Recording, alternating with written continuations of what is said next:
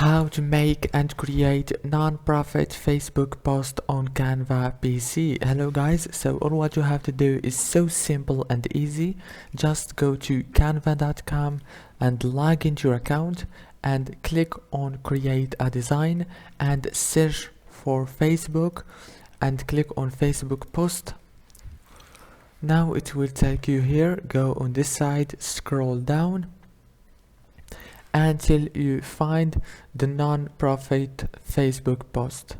Click on see all, choose a template that you want, for example this one, and you can edit the text and the picture and everything. It's very easy, as you can see.